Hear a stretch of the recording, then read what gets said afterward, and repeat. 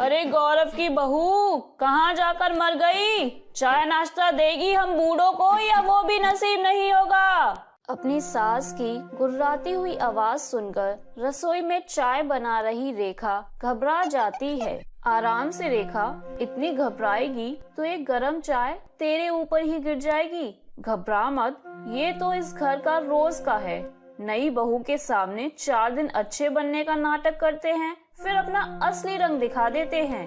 तू जल्दी से चाय लेकर जा वरना तेरी खैर नहीं। रेखा फौरन चाय लेकर अपने सास ससुर के साथ अपने पति और जेठ को भी देती है। ओहो, ये कोई चाय है भला? 4 दिन तेरे से प्यार से क्या बात कर ली, तू तो सर पे ही चढ़ गई है। नहीं नहीं माँ जी, ऐसी कोई बात नहीं है। माँ से जुबान लड़ाने की हिम्मत कैसे हुई तुम्हारी? माँ से माफी मांगो अभी के अभी। मुझे माफ कर दीजिए माँ जी। अगर इस घर में शांति से रहना है तो माँ जो कहती है उसे सुनो और चुपचाप वैसा ही करो। गुप्ता निवास में रेखा की नई नई शादी हुई थी। बेचारी रेखा ने ये सोचा भी नहीं था कि इतना अपनापन और प्यार लुटाने वाले उसके ससुराल के लोग असल में ऐसे होंगे। वो रसोई में जाकर फूट फूट कर रोने लगती है। रो रो कर अपना खून क्यों जलाती है पगली? हम औरतों की तो यही किस्मत है। इस झूठे झांसे में फंसकर तो मैं भी इस घर में आ गई थी। सासू माँ ससुर जी इतनी अच्छी तरह से मेरे घर रिश्ता लेकर आए थे, क्या कुछ नहीं चढ़ाया मुंह दिखाई में मुझे इन्होंने, पर मेहमानों के जाते ही सब छीन लिया। काजल रेखा को ये सब बता रही होती है कि वहाँ सुलेखा आ जाती है। अरे तेरे काम तो मैं ही आऊंगी रेखा, तेरी जेठानी नहीं। इतिहास गवाह है, आज तक कोई जेठानी किसी देवरानी की सगी नहीं हुई। जो आज होगी, काम खत्म करके मेरे कमरे में आ जाना। मुझसे कुछ ज्ञान की बातें ले ले तू। रेखा रसोई का सारा काम निपटाकर अपनी सास के कमरे में जाती है, जहां उसकी नंद पहले से ही मौजूद थी। दीदी, आप तो जाने वाली थी ना? आप अभी तक यही हैं? आपकी ट्रेन निकल जाएगी। देख रही हो माँ, तुम्हारी बहू तो मुझे इस घर से भगाने की फिराक में है। नहीं नहीं दीदी, मुझे माफ कर दीजिए, मेरा वो मतलब नहीं था। अरे रेखा, सुमन तो मजाक कर रही है। वैसे मैं क्या कह रही थी, तेरे मायके से जो गहने आए हैं ना, तू वो मुझे दे दे। तू कैसे संभाल पाएगी इतना बोझ? इधर उधर हो गया तो सोना खोना कितना बड़ा अपशकुन होता है, जानती है ना तू? इतनी टेंशन कैसे झेल पाएगी तू? पर माँ जी। अरे चिंता क्यों करती है? जब भी जरूरत होगी मैं हूँ ना। जब भी पहनना हो मुझसे मांग लेना।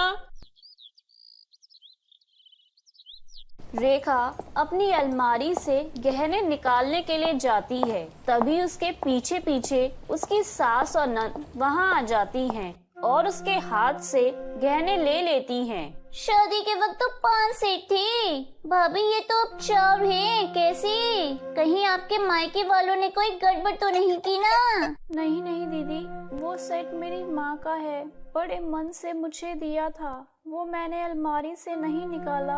आप बाकी सेट देख लीजिए ना। वो सेट दिखाइए भाभी जरा, मैं भी तो देखूं आपकी माँ का हाथ कैसा है। खा थोड़ी न जाऊंगी भाभी मैं। रेखा जैसे ही वो सेट निकालती है, सुमन उसे पहन लेती है। माँ, ये सेट मुझ पर कितना जच रहा है ना। मैं अपने देवर की शादी में यही सेट पहनूंगी, अगर भाभी को कोई एतराज ना हो तो। हाँ हाँ बेटा, तू जरूर पहन। रेखा को क्या एतराज होगा?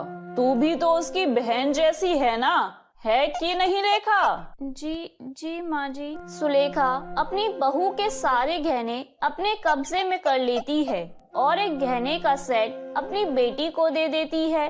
पर 4 दिन पहले दुल्हन बनी रेखा के पास अब कोई गहना नहीं बचता है। कुछ देर बाद शाम के वक्त मधुकर सभी नौकरों को बुलाता है। ये लो तुम लोग अपनी तनख्वाह, अब से काम पर आने की कोई जरूरत नहीं है। हम लोग कहीं जा रहे हैं क्या पापा जी, जो आप नौकरों को छुट्टी दे रहे हो? तुम आ गई हो ना बहू, तो नौकरों का क्या काम? दिन भर आराम करोगी तो दिमाग में फालतू की खुरापातें आएंगी। आराम से रसोई संभालो। इतना बड़ा घर है, पहनने को कपड़े हैं, रसोई में खाना है, और क्या चाहिए तुम्हें। रात को रेखा और काजल मिलकर खाना बनाती हैं और सभी को परोसती हैं। ये नए नए कपड़े पहनने की क्या जरूरत है रेखा तुम्हें? सारे कपड़े खराब हो जाएंगे। घर पर तुम्हें कोई देखने नहीं आ रहा है। पुराने कपड़े पहना करो ताकि ये नए कपड़े खराब ना हो। पर मेरे पास कोई पुराने कपड़े नहीं हैं जी। अच्छा कोई बात नहीं, मैं कल काजल दीदी से पुराने कपड़े ले लूंगी। हाँ यही ठीक रहेगा। तुम कल से काजल भाभी के पुराने कपड़े पहनो। बेचारी रेखा पूरी तरह फंस चुकी थी। अच्छे ससुराल के सपने सजोए बैठी रेखा को अपनी आंखों के सामने सब कुछ बिखरता सा दिख रहा था। यूं तो मुझे किसी से कोई उम्मीद नहीं है। ये लोग तुझे बाहर भेजने की सोचेंगे भी नहीं। मैं सोच रही थी कि तेरे जेठ जी से बात करूं। तुम्हारी और गौरव की नई नई शादी हुई है। तुम लोग हनीमून पर हो आओ, तुम्हारा भी मन अच्छा रहेगा। हो सकता है वहाँ गौरव तुम्हें समझने भी लगे। भाभी।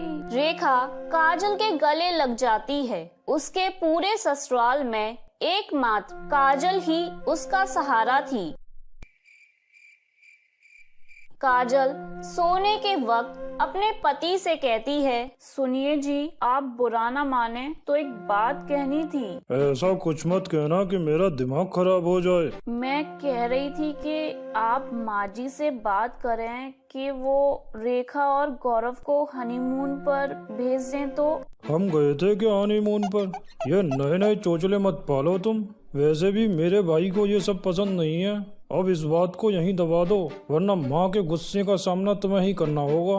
बेचारी काजल चुप हो जाती है। अपने अपने बिस्तर पर लेटी हुई दोनों बहुएं अपनी अपनी किस्मत को कोसती हैं। धीरे धीरे दिन बीतते जाते हैं और उनके ससुराल का माहौल और भी बद से बदतर होता जाता है। एक सुबह रोज की तरह रेखा और काजल रसोई में काम कर रहे थे। तभी उनका छोटा देवर रघु वहां आ जाता है। देवर जी, आप यहाँ क्यों आए हैं? माँ जी ने देख लिया तो हमारी खटिया खड़ी हो जाएगी। मुझे आप दोनों से बात करनी है। भाभी, आप दोनों रसोई से बाहर आ ही कहाँ पाती हो, इसलिए मैं ही अंदर आ गया। वो क्या है ना भाभी, मुझे एक लड़की पसंद है। तो भूल जाओ उस बेचारी को। देख रहा है ना तू हम दोनों की हालत। पहली बात तो माँ जी नहीं मानेंगी, और पैसे के लालच में ये लोग मान भी गए तो शादी के बाद उस बेचारी की किस्मत फूट जाएगी, और ये अब हम होने नहीं देंगे। उसे सब पता है भाभी, सब कुछ, फिर भी वो इस घर में आना चाहती है। मैं और रेखा तो मूर्ख बन गए, पर तेरी तो लव मैरिज है। उस बेचारी के साथ गलत नहीं होना चाहिए। उसे भूल जा और उसे भी समझा कि ये घर नहीं नर्क है, नर्क। अपनी भाभीियों की बात सुनकर रघु मुंह लटकाकर बाहर आ जाता है। उसे देखकर सोनू कहता है, काम धाम तो कुछ करता नहीं है, इसलिए अपनी भाभीियों के पल्लू से बंधा घूमता है। कल से साड़ी पहनकर रसोई में बैठ जाना, न जाने कब मर्दानगी आएगी इसमें। मैं भाभीियों की मदद नहीं कर रहा था भैया, और कर भी दी तो क्या, आपको भी करनी चाहिए। वो दोनों कोलू के बैल की तरह दिन भर काम करती हैं, और आप लोगों को कोई फर्क ही नहीं पड़ता। अरे तू ज्यादा भाभीियों का चमचा मत बन। उन दोनों का क्या परेशानी है? सब सुविधाएं तो हैं। अरे पेट भरा है तो गाल चलाना आसान है। रोटी कपड़ा और मकान कमा के दिखा, तब कुछ कहना, समझा? न जाने अपनी बीबी लाएगा तो क्या करेगा। ऐसे कैसे ले आएगा? इस घर में मेरी मर्जी के बिना पत्ता भी नहीं हिल सकता। लड़की 30 लाख रुपए लाएगी तो आएगी, वरना रहे अपने मायके में। वैसे इस लड़के के पैरों में बेड़ियां डालने का समय आ गया है। मैं आज ही कुछ घरों में बात चलाता हूँ, वरना इसके जो लक्षण हैं ये तो हमारे मुंह पर काली ही पुतवा देगा। अपने पिता की बात सुनकर बेचारा रघु निराश हो जाता है। वो सीधे अपनी गर्लफ्रेंड रुचि के पास जाता है और उसे सब कुछ बताता है। तुम क्यों निराश होते हो रघु? मैं हूँ ना। वो जानते नहीं कि रुचि है कौन। एक काम करते हैं, मेरी जॉब लग गई है, तुम भी लॉयर बन गई हो, चलो ना हम शादी कर लेते हैं। मैं घर से अलग हो जाऊंगा। और भाभीियों को क्या होगा? तुम्हारे घर वालों की सोच को बदलना ही होगा रघु। अब तो मैं उसी घर में बहू बनकर आऊंगी रघु। रघु और रुचि शादी कर लेते हैं और सीधे पहुंचते हैं गुप्ता निवास। रुचि अपने साथ 2 ट्रक भरकर सामान लाती है, जिसे देखकर सुलेखा का मुंह खुला का खुला रह जाता है। अरे बेटा, ऐसी बात थी तो हमें बताता, हम करवाते तेरी शादी। कितनी सुंदर बहू लाया है तू मेरे लिए, साक्षात लक्ष्मी का स्वरूप लग रही है। वो तो लगेगी ही ना, इतना सारा सामान जो लाई है अपने साथ रुचि। रुचि देख रही हो ना सुलेखा, कितना प्यारा नाम है बहू का। मैं तो जानता ही था कि रघु कुछ न कुछ बड़ा जरूर ही करेगा। शादी करके कौन सा बड़ा काम कर लिया पापा जी? कुछ नहीं बहू, आओ आओ अंदर आओ बहू, तुम्हारा ही घर है। रुचि रघु के साथ कमरे में चली जाती है। उसके पीछे सुलेखा सभी से कहती है, तुम दोनों ये क्या शक्ल बना रखी है तुम दोनों ने? रुचि को किसी भी बात की भनक नहीं लगनी चाहिए और ये नौकरों से कपड़े बदल कर नए कपड़े पहन कर आओ। नई बहू को कुछ पता नहीं चलना चाहिए। और जी आप नौकरों को फोन करके बुला लीजिए। अरे लड़की भाग कर आई है, उसके घर वाले भी पीछे पीछे आते होंगे। लगना तो चाहिए ना कि ससुराल रईस है। कुछ ही घंटों में सभी मिलकर सारी तैयारी कर लेते हैं, पर रुचि वो तो सब कुछ पहले से जानती थी। वो कमरे से नाइट ड्रेस में हाथ में लैपटॉप लिए बाहर आती है और सोफे पर बैठकर अपने लैपटॉप पर काम करते हुए रघु से कहती है, कॉफी तो लाना रघु। हाँ हाँ रुचि। ये देखकर खिसियाया हुआ मधुकर सुलेखा से कहता है, ये क्या बला ले आया है रघु, ये तो हमारे सर पर चढ़कर रहेगी। अरे 4 दिन की बात है जी, फिर उस करोड़पति लड़की की सारी जायदाद अपने नाम करवाकर इसे लात मारकर बाहर निकाल देंगे और रघु की शादी अपनी पसंद की लड़की से करवा देंगे। हमें कोई अफसर नहीं, एक नौकरानी चाहिए बस। अरे बहू, अभी तो शादी हुई है, तुम अभी से काम करने लग गई? हाँ मम्मी जी, अगर शादी के बाद तुरंत लड़के काम कर सकते हैं तो लड़कियां क्यों नहीं? अरे बहू, वैसे तेरे माता पिता तेरी खबर नहीं लेंगे क्या? वो लोग आ रहे हैं मम्मी जी, कुछ देर में पहुंचते होंगे। पुलिस इंस्पेक्टर हैं, कभी देर से नहीं पहुंचते, हमेशा टाइम से पहुंचते हैं। ये बात सुनते ही सुलेखा डर से कांपने लगती है। आप क्यों कांपने लगी मम्मी जी? जैसे आपने कोई गुनाह किया हो। क्यों भाभी? वैसे आप दोनों यहाँ आइए ना, मेरे साथ बैठिए, मैं आपको ऑनलाइन वर्क सिखाती हूँ। लैपटॉप कैसे चलाते हैं, उसमें काम कैसे करते हैं। ये सब सीन देखकर सुलेखा घबराकर अपने बेटों के पास जाती है। अरे कैसे भी करके इस बला से जान छुड़ानी होगी बेटा। तभी दरवाजे की डोरबेल बजती है। रुचि के पापा वहां आकर अपनी बेटी के हालचाल पूछते हैं। गुप्ता निवास के सभी लोग उनकी बड़ी खातिरदारी करते हैं। रात के वक्त बहुत अच्छा लगा भाई साहब आपसे मिलके। वैसे तो बेटी के घर का पानी भी नहीं पीना चाहिए, पर मजबूरी में आपको खाना भी खाना पड़ गया। पर मैं अब आपको और पाप नहीं लगने दूंगी। आपकी बेटी यहाँ खुश है, आप निश्चिंत रहिए। गौरव, इन्हें दरवाजे तक छोड़ के आओ बेटा। नहीं नहीं समदन जी, मैं इन चीजों को बिल्कुल नहीं मानता। मैं तो कम से कम 20 दिन यहाँ रुकूंगा। क्यों? मतलब 20 दिन और आपका काम? क्या 20 दिन भी एक बाप अपनी बेटी को नहीं दे सकता? अरे ये तो हम बुरे फंस गए। अगली सुबह अपनी बहुओं पर हुक्म चलाने वाली सुलेखा खुद रसोई में नौकरों के साथ जाती है। माँ जी, मैं कुछ कर दूं? अरे मरवाएगी क्या? तू जा कमरे में बिस्तर तोड़। काजल और रेखा को तो विश्वास ही नहीं हो रहा था कि नाटक मैं ही सही, वो अपने ससुराल का ऐसा रूप देख रही थी जिसका उन्होंने सपना देखा था। आओ, खाना लग गया है, सभी आ जाओ।